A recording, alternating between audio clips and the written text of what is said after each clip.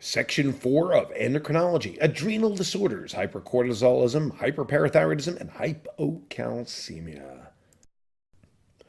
If you understood Usmle Step 1 physiology for endocrinology, you'll be at a huge advantage here for your Step 2, because you will now recall that every morning out of your hypothalamus comes corticotropin-releasing hormone, CRH, which goes down to your pituitary and makes ACTH and down to the adrenals to make cortisol, and you must intrinsically understand this axis to understand anything we're going to say in this entire section. Because cortisol's function is to go throughout the body and make free fatty acids and glucose go up, because that's what you get every morning. You get a cheese Danish in bed with fat and sugar, and that's it.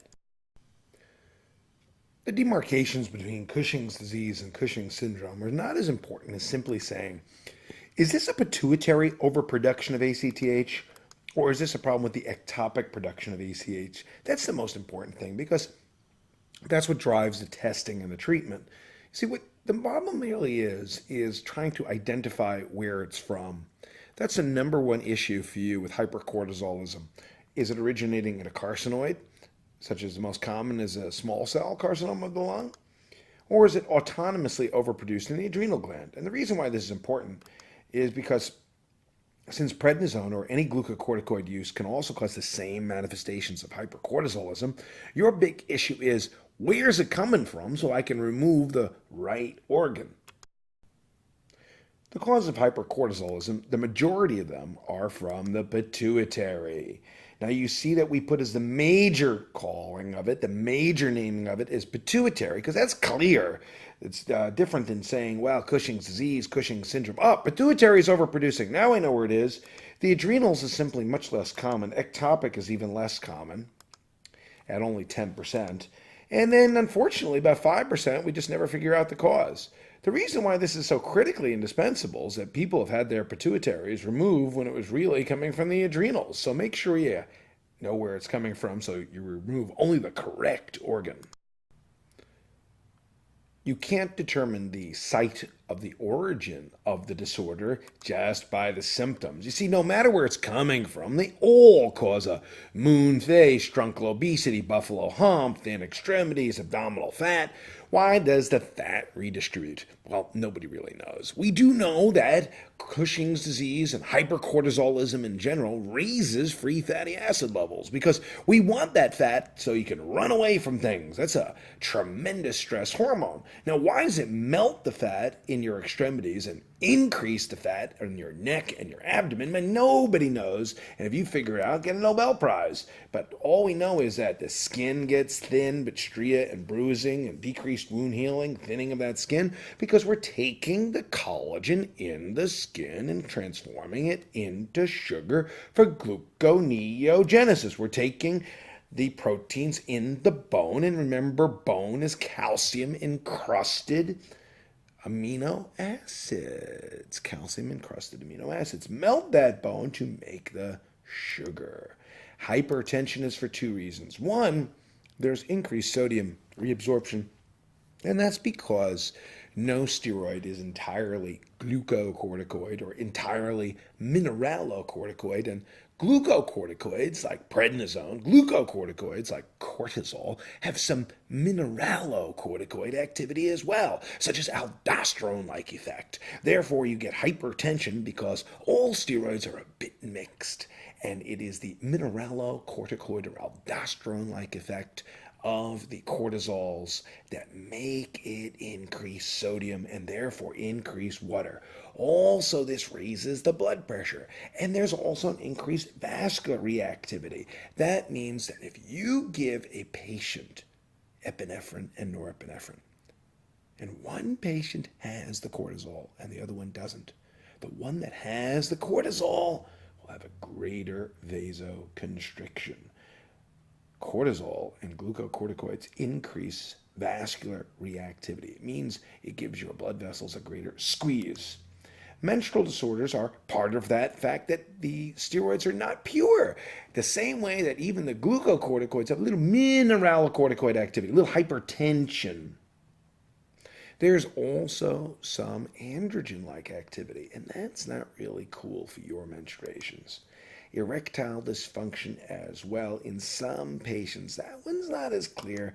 And polyuria because of the hyperglycemia. The hyperglycemia causes an osmotic diuresis and increased free water clearance because it literally sucks the water right out of you. The bottom line is, number one thing, always confirm the source of hypercortisolism with biochemical tests. Before you image, do biochemical tests. That is because 4% of the population has adrenal tumors and 10% of the population has abnormalities of the pituitary. If you start with a scan, you may remove the pituitary when the source is really in the adrenals. What'd you do? Oh, I scanned you. What happened? Well, we took out the pituitary with transsphenoidal surgery. How'd it go? Well, the surgery went very well, except for the fact that the problem was originating as in adrenals. Oh, you didn't check the ACTH level first? No. Oh, that's bad. Biochemical confirmation so that the scan is more or less after the fact. Hey, I got a high 24-hour urine cortisol. I know you got hypercortisolism. Oh, and there's a high ACTH. It's in the pituitary. It's in the pituitary. By far, the most complex thing in hypercortisolism is the diagnostic evaluation. If you start out with a chief complaint like, I feel weak and tired, and I notice that the hair growth on my face is abnormal, and there's some strange marks on my belly, which is basically stria. The hair growth is because of the androgenic capacity of the cortisol. The first thing, and this is not random, by the way, there's nothing random on this algorithm. The first thing to do is the 24-hour urine cortisol. You see, if the 24-hour urine cortisol is normal, you have essentially excluded a person's hypercortisolism. A normal 24-hour urine cortisol 100% excludes it. Now the question is, a 1 milligram low-dose dexamethasone suppression test, a one-night overnight dexamethasone suppression test. This is a fast screening test that, if it's normal, excludes it as well. If it's elevated, you're not sure what to do with it. The same with late-night cortisol studies. See, a late-night salivary cortisol, although it's not done very much, it's still important. It can still appear on your test. You see, when is cortisol normally high? The daytime, morning, or night? When is the cortisol high? Well, cortisol is high in the morning because it's what gets you your get up and go in that morning. So at 11 o'clock at night, it should be at its lowest. So if your late night cortisol is up, ooh, that's bad. You probably have hypercortisolism. Now, a 24-hour urine cortisol that's increased. The reason why we do that test, even though it's harder to do, is because if it's increased, it really means you have hypercortisolism. There are very few false positives on a 24-hour urine cortisol. When we're upset, when we got to run for a bus, when we're late for something, our cortisol level goes up. However, it goes up just for a second, a few minutes. It doesn't go up all the time. How do I tell if your cortisol level's up all the time during the day? 24-hour urine cortisol. The same way, if the police are doing surveillance on you and they want to know what you've been doing for the last couple of weeks, they go through your garbage. That's what it's like in the urine. Going through the garbage, seeing what you got in there. Now, a low dose or 1 milligram overnight dexamethasone test, if it's normal, if it's decreased, disease is excluded. In other words, if it suppresses, you have conclusively proven that there's not hypercortisolism. A 1 milligram overnight means no disease if it's normal. The problem with that test is that if it's up, there's a lot of false positives. But if it's down, you've excluded the disease. That's the 1 milligram overnight dexamethasone suppression test. An increased late-night cortisol in the saliva is very strongly suggestive of hypercortisolism. So 24-hour urine cortisol is the answer to best initial test, and it is also the answer to more specific. These tests, however, are all to prove that you have hypercortisolism. These are tests to prove, disprove whether you have hypercortisolism. They are not to determine the etiology. The etiology is determined by ACTH levels. Once the 24-hour urine cortisol, late-night salivary cortisol is up, Then we get an ACTH level because that's going to help us to know, hey man, it's high, it's ACTH dependent. Oh man, it's in the pituitary or ectopic. It's in the pituitary or ectopic. Oh no, it's low. Ooh, it's adrenal overproduction because if it's low ACTH, it's adrenal overproduction. It is the adrenal gland making cortisol independently. And that's why we use the ACTH to tell you, hey, if the ACTH level is up, it is from the pituitary or an ectopic focus.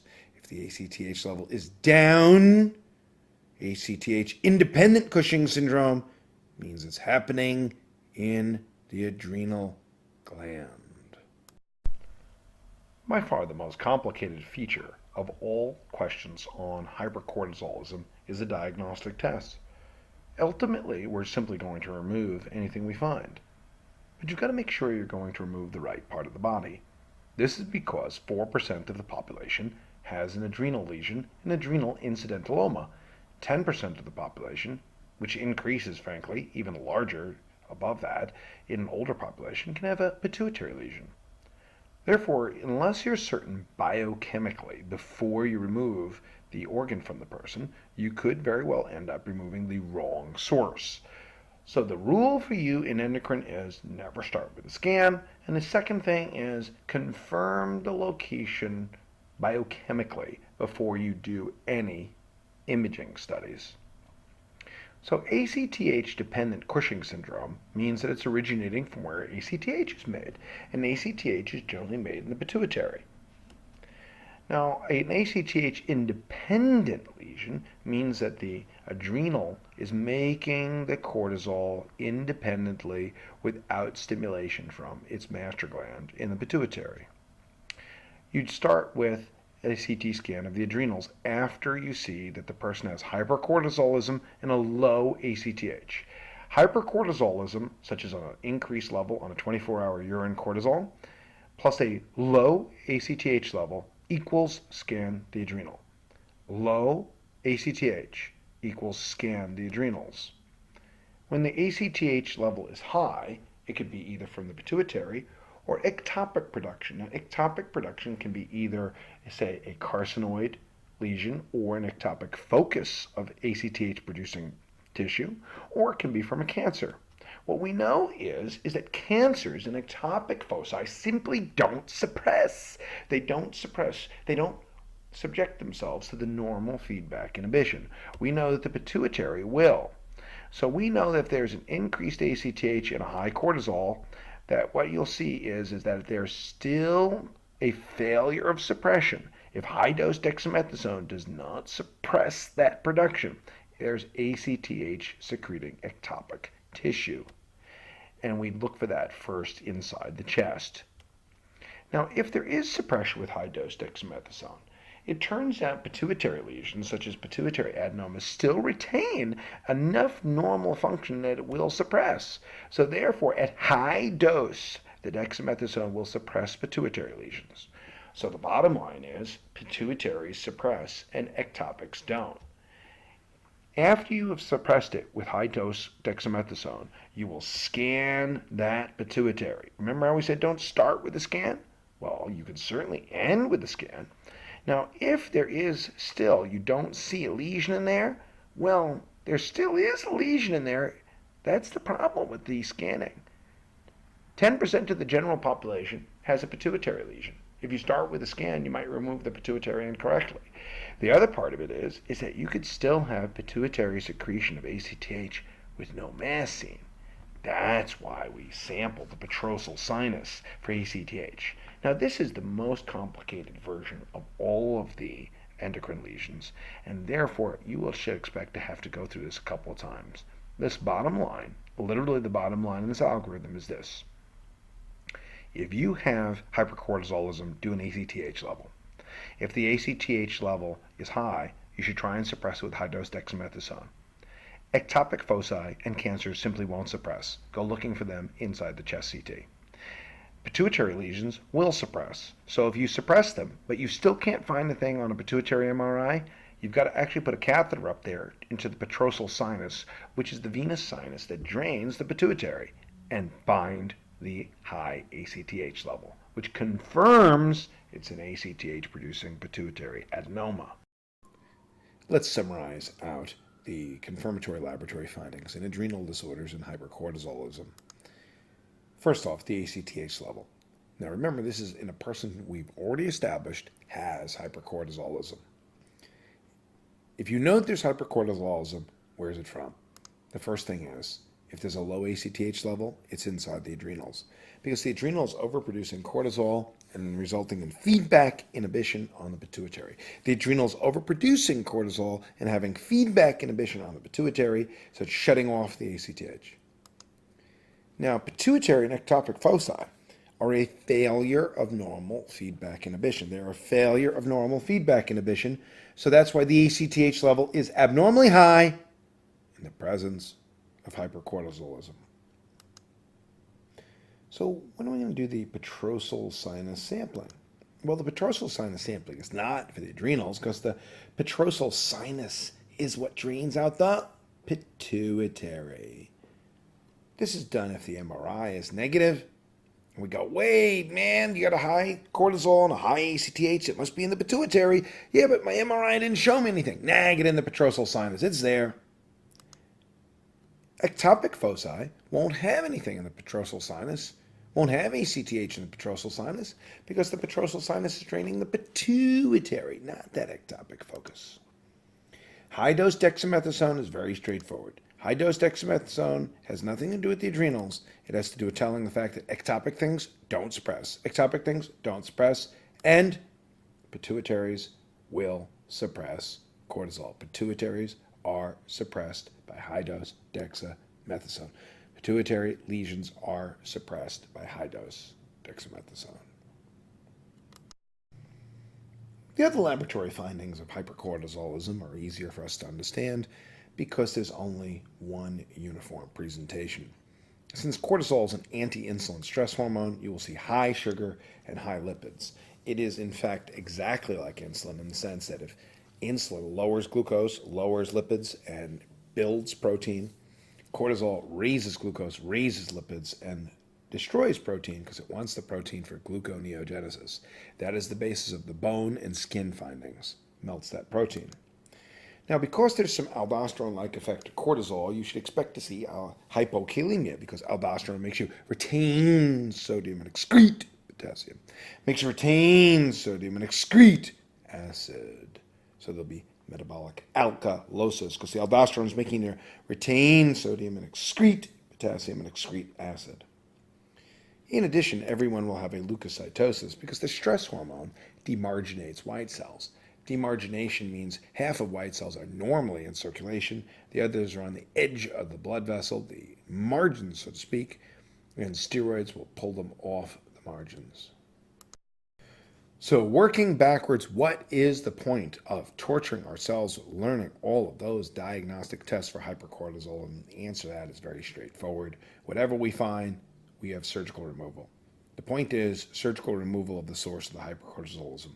If it's in the pituitary, crawl up your sphenoids and transsphenoidal surgery for pituitary sources. If it's in the adrenal, laparoscopic removal of the adrenal source or inside the lung. The major point of all of those diagnostic tests is help me to make sure I remove the correct part of the body. An adrenal incidentaloma means a lesion in the adrenal found when the abdominal CAT scan is done for other reasons. With the advent of so much widespread radiologic evaluation, I had appendectomy last year and I had an abdominal CT. What if they'd gone through my adrenals and they'd seen an adrenal incidentaloma? Oh my God, hey fishy fish. Conrad Fisher, you've got a lesion in your adrenals. What are we going to do about it? Well, this is very straightforward. How far should you go in the evaluation of an unexpected asymptomatic lesion?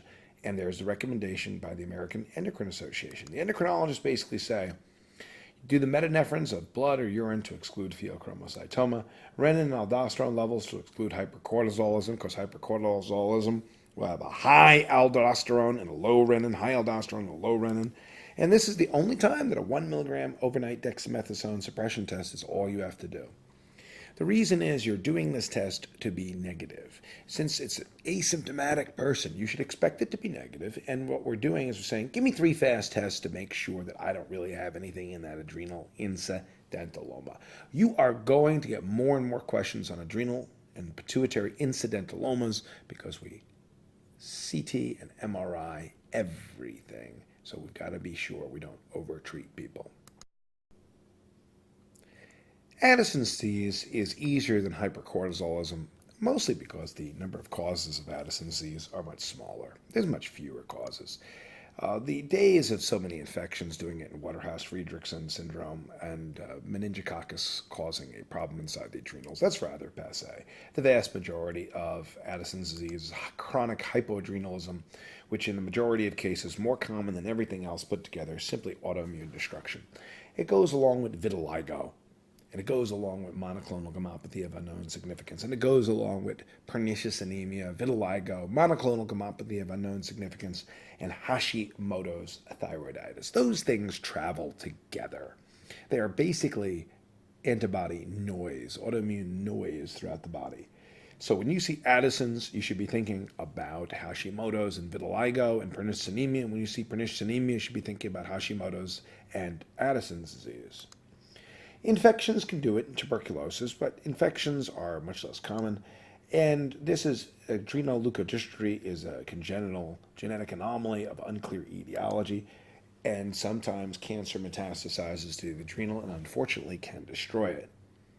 Our question about adrenal crisis, well, we have to think backwards from what do we know that adrenal hormones do? Adrenal hormone, most importantly, maintains blood pressure with aldosterone, maintains acid-base status, potassium, acid-base, and blood pressure. So if you have acute adrenal crisis, interestingly enough, the thing that kills you when it says which of the following is most likely to kill the patient, or what will you notice most importantly, that the most important thing is not the loss of the cortisol. The most important thing, the acute adrenal insufficiency, is that your blood pressure drops. Now, sometimes this can be hard to determine because hemorrhage, surgery, hypotension, and trauma don't just result from adrenal crisis. They, in fact, cause adrenal crisis when you underperfuse those adrenals. In addition, suddenly stopping chronic high-dose prednisone can result in adrenal crisis because the body gets used to those hormones all the time. When you suddenly stop them, all of a sudden, bang, they're out of gas and hypotensive. No matter what the etiology is of the low adrenal function, patients are weak and fatigued. Remember that cortisol is a get up and go hormone. It's a get up out of bed, circadian rhythm, how do I get some energy in the morning hormone. You get altered mental status because the hypoperfusion, the low blood volume, can also contribute to nausea and vomiting, anorexia, hypotension. And if it's chronic, there's hyperpigmentation because there's an increased ACTH coming out of that pituitary, trying to stimulate your adrenals. Acute adrenal crisis presents with profound hypotension, fever, confusion, coma. Holy crap, man, let's draw a cortisol level and give us a stress dose of steroids. In most patients who have hypoadrenalism, because cortisol raises glucose, there's a profound hypoglycemia because adrenal hormones such as aldosterone make you excrete potassium. There's hyperkalemia. And because it also makes you excrete acid, you should see metabolic acidosis, hyponatremia. Well, that's because aldosterone makes you retain sodium and excrete potassium and excrete hydrogen ions. So you don't have aldosterone, you retain potassium and retain the hydrogen ions and excrete the sodium instead. Because you're pre-renal, because you're volume depleted, because you're intravascularly volume depleted and hypotensive, you get a high BUN. Because of the etiology such as being autoimmune or allergic, eosinophilia is common. Also, steroids get rid of eosinophils. Eosinophils are a sign of allergy. Cancer, allergy, Addison's, wow. So that's why it is steroids get rid of allergies, and if you have no steroids, it's like you're allergic to your own adrenal.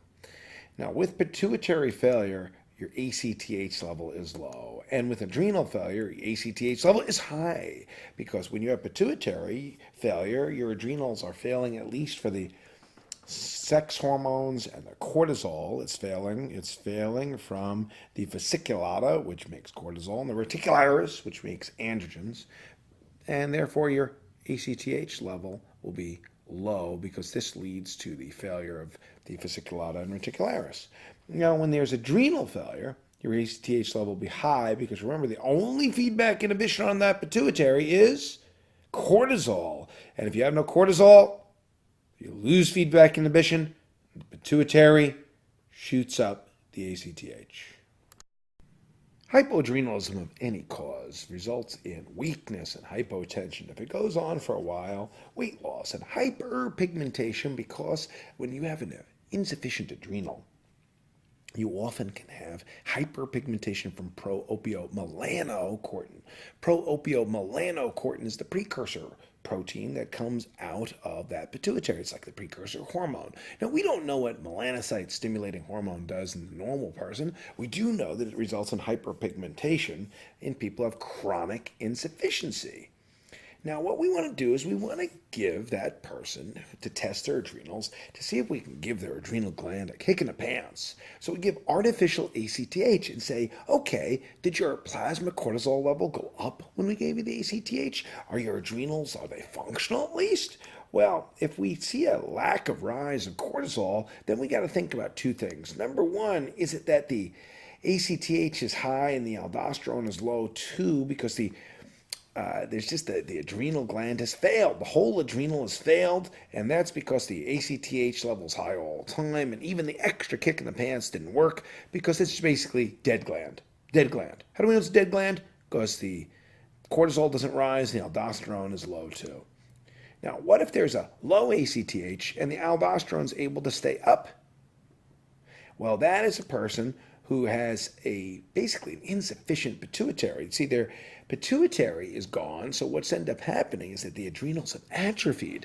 I don't like terms like secondary adrenal insufficiency, but that's the term. It means that the adrenal is insufficient secondary to a weak pituitary. The adrenal gland is insufficient from a weak pituitary, and it's atrophied from pituitary insufficiency.